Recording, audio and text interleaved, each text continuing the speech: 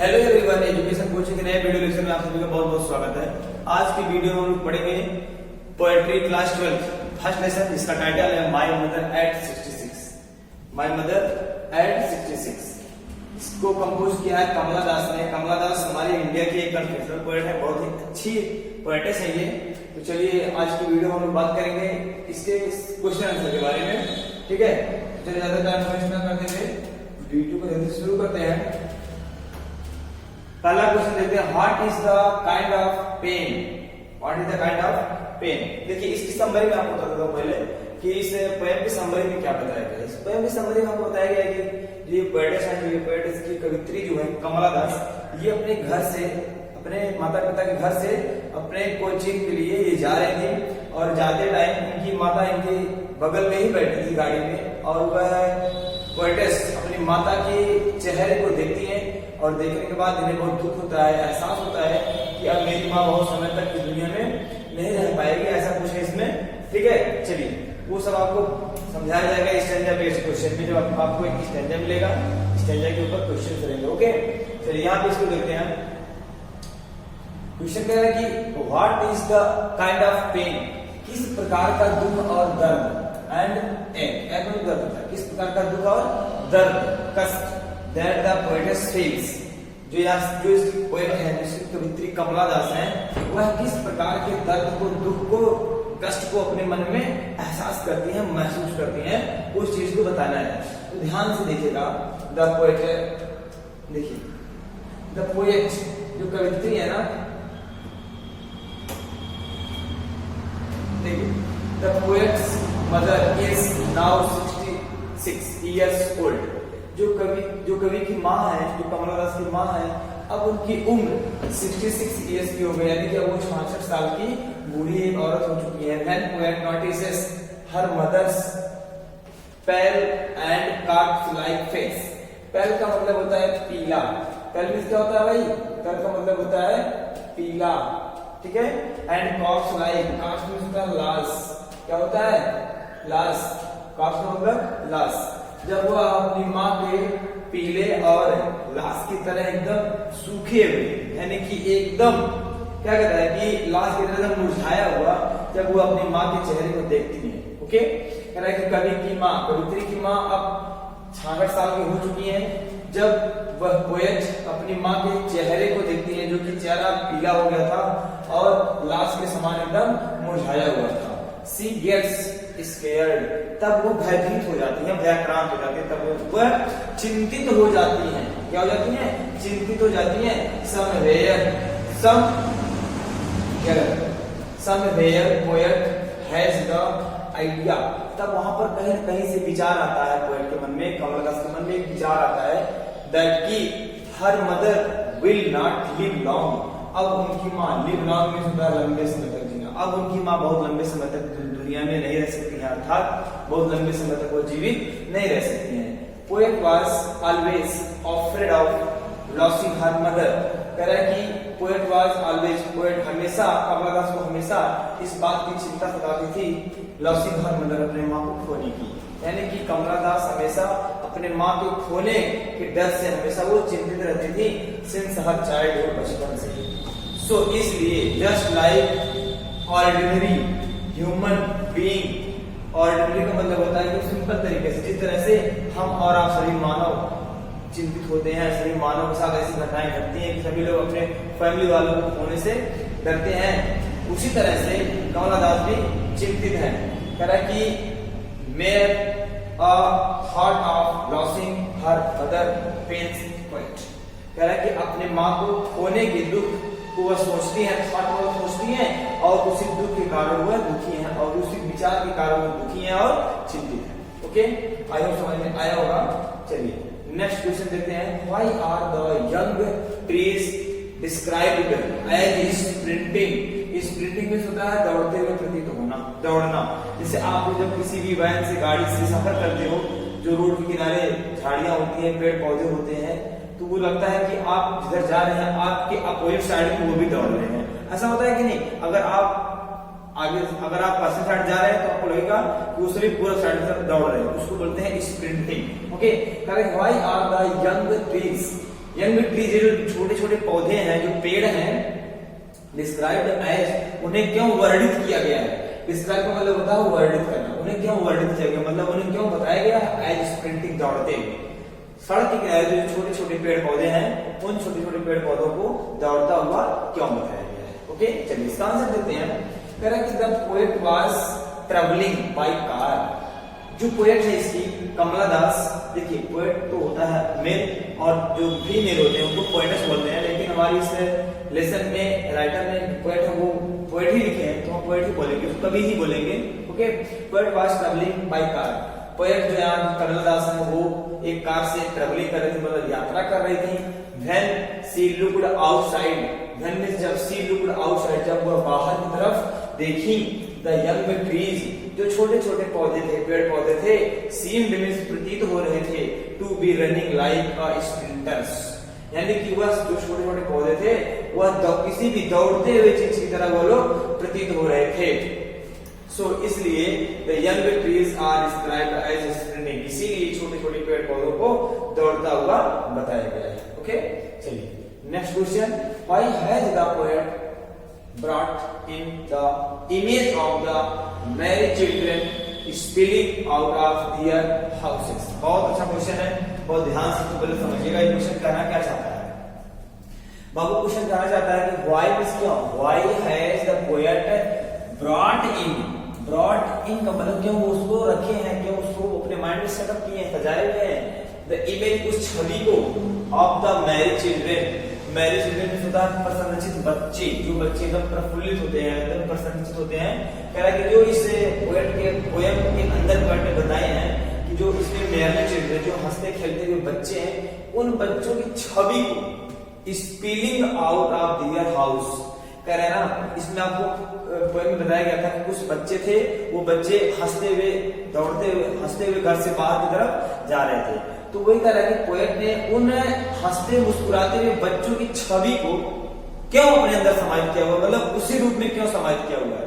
जैसे आप अपने घर पे होते हैं तो आपके अंदर उसकी छवि होती है। अगर आपको बताया जाए कि हाँ आप जिस जगह पर कभी ना गए हो और आपको बोले जाए हाँ आप इसके बारे में सोचिए, तो आप उसके बारे में कुछ एक भी फिगर या फोटो या इमेज नहीं बना पाएंगे। लेकिन अगर आपने देखा है कि हाँ ये डिजिटल बोर्ड इस तरह से होता है, उसका पेन इस तरह से होता है, तो आप उसका एक अपने मन में छवि बना ले जाएंगे, है ना। उसी तरह से जब पोएट ने देखा था उन सभी बच्चों को, जो बच्चे एकदम प्रसन्नचित थे, प्रफुल्लित थे, वो बच्चे अपने घर से बाहर की तरफ दौड़ते हुए आ रहे थे, उस छवि को, उस स्टेज को, उस पिक्चर को उन्होंने अपने मन में समाहित किया हुआ है। तो क्यों ऐसा किया था, देखिए ध्यान से। The poet has brought in the image of married children spilling out of their houses. इतना बड़ा तो क्वेश्चन है ये, होम से ना। कह रहा है कि ये जो पोएट बता रही है कि ये जो इस पोएम में जो ये मैरिड चिल्ड्रन है, ये जो हंसते खेलते हुए बच्चे हैं, इन बच्चों की पिक्चर को, इन बच्चों की इमेज को, छवि को अपने मन में वो बनाए हुए हैं टू प्रेजेंट कंट्रास्ट। यह एक प्रकार का विरोधाभास है, मतलब इन विरोधाभास का मतलब होता है जैसे एक ही चीज में दो विरोधी गुण हो, जैसे स्वीट पेन कभी स्वीट होता है नहीं होता है, वो एक दूसरे का कंट्रास्ट, वो विरोधाभास है ना। तो कह रहा है कि ये जो बच्चे हैं हंसते खेलते हुए, जो मुस्कुराते हुए बच्चे हैं, जो अपने घर से बाहर जा रहे हैं, टू प्रेजेंट, वो प्रस्तुत करते हैं ये कंट्रास्ट, एक अलग प्रकार का विरोध उत्पन्न करते हैं, यानी कि उनके हंसने और खेलने में दो प्रकार का दो अर्थ है। एट वन साइड, पहला प्रकार तो ये है कि मैरिड चिल्ड्रन रिप्रेजेंट, वो प्रस्तुत करते हैं जॉय, प्रसन्नता को। कह रहा है कि उसका दो रीजन है, उसका दो मतलब है। और पहला मतलब है वो बच्चे यहाँ पर जॉय रिप्रेजेंट करते हैं। ये वाली लाइन आप ना बोलिए, ये वाली बहुत ही इंपॉर्टेंट है, मोस्ट इंपॉर्टेंट। जो बच्चे थे मैरिड चिल्ड्रन, वो रिप्रेजेंट करते थे जॉय को, and full of life, while on the other hand her old mother with pale face represent sorrow and a life which is about to end। कह रहा है कि और दूसरी तरफ, while on the other hand, और वहीं दूसरी तरफ हर ओल्ड मदर, उनकी जो बूढ़ी मां थी, विद पेल फेस, उनका जो पीला पड़ा हुआ चेहरा था, रिप्रेजेंट, वह प्रस्तुत करता था sorrow, दुख को बता रहा था। यानी कि जो बच्चे थे वह बच्चे तो बता रहे थे हंसते हुए मुस्कुराते हुए को बता रहे थे, यानी कि वो आनंद को बता रहे थे, प्रसन्नता को बता रहे थे।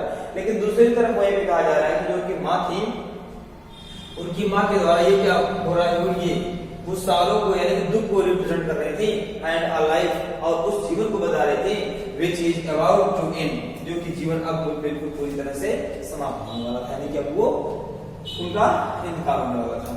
चलिए अगला question, why has the mother been compared to the late winter's moon. ध्यान से समझिएगा, why has the mother been, कह रहा है कि कभी पोएट की मां की तुलना क्यों की गई है to the late winter's moon, यानी कि पिछले साल के शीतकालीन चंद्रमा चांद है ना, तो पिछले शीतकालीन चांद से कवि की मां की तुलना क्यों की गई है। देखिए ध्यान से, the poets mother is 66 years old, कवि की मां अब 66 इयर्स की हो चुकी है। She has lost her shine and glow of young age, अब वह अपने जवानी वाले दिनों के साइन को यानी कि चमक को, और ग्लो का मतलब क्या होता है, चमक, साइन का मतलब क्या होता है, चमक होता है दोनों का। लेकिन देखिए दोनों में क्या डिफरेंस आप बोलेंगे कि उनके चेहरे की जवानी के दिनों वाले जो यंग एज की जो उनके चेहरे की चमक थी, और जो क्या कहते हैं चमक थी, और ग्लो का मतलब चमक तो होता है यार, है ना, तो आपका तेज, ठीक है ना, जवानी के दिनों वाले जो उनके माँ के चेहरे पे तेज था, जो चमक थी ऑफ यंग एज, ठीक है, अब वो खत्म हो चुका है। Similarly the late winter's moon, ध्यान दीजिएगा, कह रहा है कि जो उनके माँ के चेहरे की चमक थी, ठीक है ना, जो तेज था, जो जवानी के दिनों में होता है, अब वो खत्म हो चुका है। Similarly the late winter's moon, ठीक उसी तरह से जिस तरह से जो ये चंद्रमा था, जो चांद था शीतकालीन, उसी के समान एकदम हो गया, लुक्स फाइड, मुरझाया, यानी कि जो पिछले साल का जो पिछला चंद्रमा था शीतकालीन, वह भी मुरझाया हुआ था, ठीक उसी तरह से इनकी माँ के चेहरे की चमक और ये तेज भी मुरझा गया, खत्म हो चुका है। इट्स टू लैक्स, अब उसमें कमी प्रतीत होती है, साइन एंड स्ट्रेंथ, यानी कि शक्ति की और एक चमक की, है ना, शक्ति और चमक की उनके चेहरे के अंदर अब कमी महसूस होती है। Therefore the poet has compared, इसीलिए कवित्री ने यहाँ पर तुलना की है, her mother to the late winter's moon, अपनी माँ और लेट विंटर्स मून, यानी कि पिछले शीतकालीन चंद्रमा से दोनों की तुलना किया है। दोनों की तुलना इसलिए हुई है क्योंकि जो पिछले साल का जो पिछले शीतकालीन चंद्रमा था वह भी बहुत फीका था, अब उसी तरह से मेरी माँ एकदम फीकी पड़ चुकी, कहने का मतलब ये। नेक्स्ट क्वेश्चन है, लास्ट क्वेश्चन है ये, ठीक है, ध्यान से देखिएगा। What do the pairing words of the poet and her smile signify, ध्यान दीजिएगा। What do the pairing words, जो पेयरिंग वर्ड जो जोड़े वाले शब्द है, ऑफ द पोएट, कवि की, एंड हर स्माइल सिग्निफाई, कह रहा है कि इसमें ये जो स्माइल है ना, ये हर स्माइल ये क्या सिग्निफाई करती है, क्या बताती है, उनके जो ये पेयरिंग वर्ड्स, जो ये जुड़वा शब्द थे, जो पेयरिंग वर्ड्स थे, वो पेयरिंग वर्ड्स क्या सिग्निफाई करते हैं, क्या बताना चाहते हैं, ध्यान से देखिएगा। At one side the poet was very much pain, कह रहा है कि पहली बात ये क्या कह रहा है, पेयर पर जुड़ा होता है ना, तो दो बातों का क्या था, तो देखिए पहली बात एट वन साइड, पहली बात तो ये the poet was very much pen, बहुत ही दुखी थी, by the thoughts of losing her mother, अपनी माँ के खोने के विचारों को सोच करके, अपनी माँ को खोने के विचार से वह बहुत ही दुखी थी। यट फिर भी the time when she parts with her mother, और फिर धीरे धीरे करके वह समय भी आ गया जब उन्हें अपने माँ को छोड़ने का टाइम आ गया। एट एयरपोर्ट यानी कि हवाई अड्डे पर जब उन्हें अपनी माँ को छोड़ने का लास्ट टाइम आ गया, समय आ गया, सी रिस्पॉन्ड्स विद ए स्माइल, तब वो मुस्कुराती हैं, एंड ट्राइज टू हाइड, यही वो बताना, यही वो पूछ रहा था कि इस वर्ड का यहाँ पर सेंस क्या जा रहा है ना, वो मुस्कुराई। अब मुस्कुराने में दो अर्थ हुए, देखिए हाइड, सी क्या है, smile and tries to hide her pain, वह इसलिए मुस्कुराई क्योंकि वह अपने अंदर जो दुख था, जो दर्द था अपनी माँ को छोड़ने का, उस दर्द को हाइड का मतलब छुपाना चाहती थी, पेन को छुपाना चाहती थी, है ना। बिहाइंड दैट स्माइल, और उस मुस्कान के पीछे वही वो छुपाएंगे थे, यानी कि वह जब मुस्कुरा रही थी तब वह मुस्कुराते हुए अपने अंदर समाये दुखों को वो छुपाना चाहती थी। द पार्टिंग वर्ड्स क्या बोली थी वो? The parting words, see you soon Amma, ये वाला आप हमेशा के लिए याद कर लीजिएगा, ठीक है ना। सी यू सून अम्मा, अम्मा बहुत जल्दी मिलेंगे। Give an assurance to the old lady, उन्होंने अपने उस ओल्ड लेडी यानी अपने उस माँ को, यानी बूढ़ी औरत को फिर से मिलने के लिए कहा और आश्वासन दिया, आश्वस्त किया उनको।